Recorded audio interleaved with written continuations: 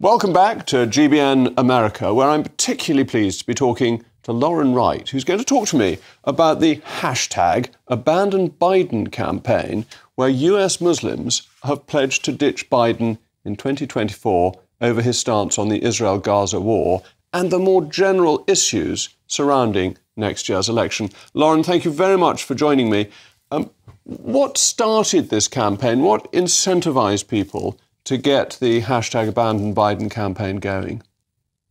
Well, really, it's Biden's refusal to call for a ceasefire on Israel's part. And he's been pushed very consistently by the far left progressive wing of the Democratic Party to do that. He has been critical of Israel, increasingly so lately, but he has not caved to these policy demands. And so that's really the crux of the issue here for some of these Muslim American voters.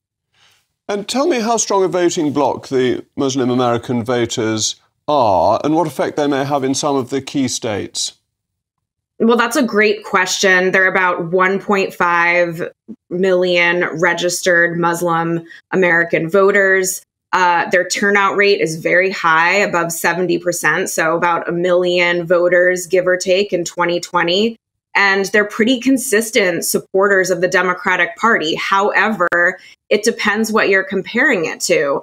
Jewish American voters, who Biden also really needs to keep on his side to do well next year, are about 6 times the size of the Muslim American voting bloc. And so he has this very delicate coalition of groups who have completely opposing views on the Israel-Hamas war, and he needs to please both of them. And are the Muslim American voters thinking of switching potentially to Donald Trump, who hasn't always been very flattering about Muslims? No. Or are they thinking of staying at home? No, they have said very clearly, and this is the most important question, that they are not willing to abandon ship and support Donald Trump. And so really, it's a toothless threat. It's a policy demand. It's understandable. Any group who wants to hear their demands made will say, we're going to stay home next year, but they have not said we're going to switch parties. Now, that's completely different from Jewish American voters who have been trending more conservative in recent years.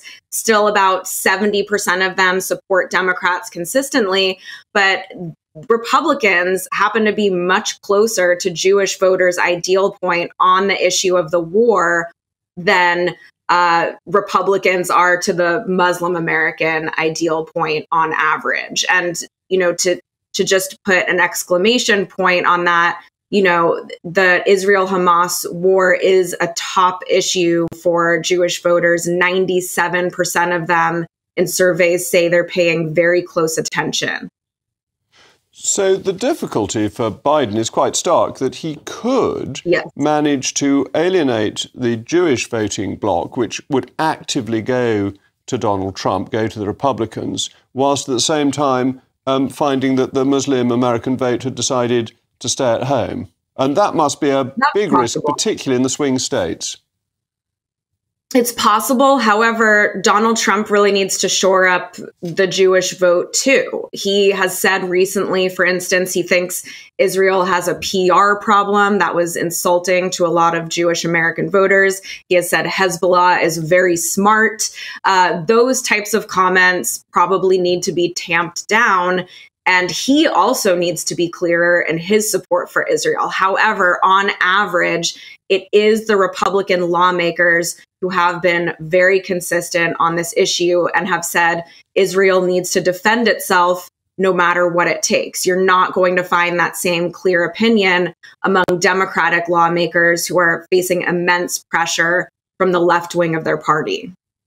And is the left also facing other potential splits in the fringe candidates? So another Kennedy is going to be standing, Robert F. Kennedy, and Jill Stein, who tend to draw their votes from the left rather than the right.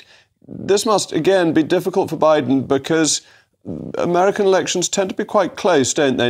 It's not never a 60-40 result. It's usually a 52-48 result. So a few thousand, few million votes here and there can be very important.